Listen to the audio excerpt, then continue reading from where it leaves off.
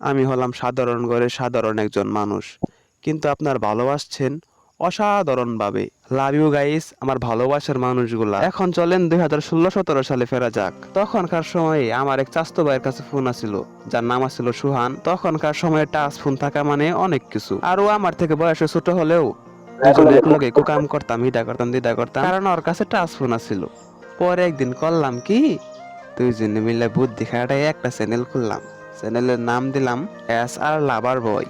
আর নাম আছিল সুহান, আর আমার নাম হচ্ছে গিয়া রনি। মানে এমনি মিলাই দেওয়া হয়েছে SR লাভার বয়। বুঝেনি তো, ছোটবেলার কুরকুরানি। আর আমরা ফেসবুক চালাইতাম দুইজনে মিলে, কি তুই কি করতাম আল্লাহ, না কথা মনে করলে বাদ দেন। তো যাই হোক গাইস, তখন থেকে মূলত আমার ইউটিউব জার্নি শুরু। তারপর একটা মনে করেন গান ডাউনলোড দেয়া, মানে ইউটিউব থেকে ডাউনলোড দিয়ে আবার ইউটিউবের মধ্যে মানে আমাদের চ্যানেলের মধ্যে আপলোড করার পর তারপর কয়েক ঘন্টা পর চেক দিয়ে দেখি আমাদের ভিডিওর মধ্যে 37 নাকি 38 ভিউজ। আমাকে ভিডিওর মধ্যে ভিউজ মানে হায় রে, খুশি হওয়া হয়েছি। তারপরে যে কাজটা করলাম, আমাদের চ্যানেলের নামটা সার্চ দিলাম অন্য ফোন দিয়া। তারপরে আমাকে চ্যানেলের নাম আইসা বললো, ইমন খুশি হইলাম রে ভাই, খালি নাচনুরটা বললো চিঙ্গালা কাল্লা কাল্লা। তো তখন থেকে শুরু হয় আমাদের ইউটিউব জার্নি।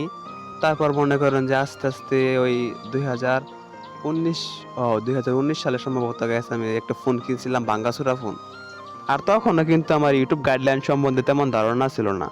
তারপরে আস্তে আস্তে বোঝা শুরু করি যে কি করলে ইউটিউব থেকে আর্নিং করা যায়, মানে টাকা দেয়। আর তখন আমার ইচ্ছা জাগলো যে ইউটিউব থেকে যদি টাকা ইনকাম করতে পারতাম। অনেকে দেখি ভিডিও বানায় আর্নিং করতেছে, তারপরে হচ্ছে গিয়ে প্লে বাটন পাইতেছে লাখ হওয়ার পর। প্লে বাটন পাওয়াটা তখন হচ্ছে আমার স্বপ্নের মতন, এই জন্য ওইটার আশার করি নাই। আমার মেন উদ্দেশ্য আসলে আমি ইউটিউব থেকে আর্নিং করবো। আর একটা কথা, ইউটিউব গাইডলাইন সম্বন্ধে বোঝার আগে আমি কিন্তু ওই যে ধরেন রিংটোন চ্যানেল খুলছিলাম, মানে যে কোনো গান টান কাটতে মাইটে রিংটোন বানায় ছাড়তাম। তখনকার ওইগুলা বুঝতাম। যখন বুঝলাম তখন গাইছে একটা চ্যানেল খুললাম, ওইটার মধ্যে ওই ধরনের নিউজ করলাম, মানে সাংবাদিক হয়ে গেলাম। তো যাই হোক গাইস, কয়েকদিন নিউজ টিউজ করার পর আর ভাল লাগে না, না ভাল লাগে না, কি করবো। পরে যে কাজটা করলাম, ওই যে টিকটকে সেরা 10টি ভাইরাল গান, সেরা 10টি গান, এরকম একটি চ্যানেল খুললাম। আর চ্যানেলের নাম দিলাম হইল গিয়া MR কবি। তারপরে শুরু করলাম ভিডিও করা।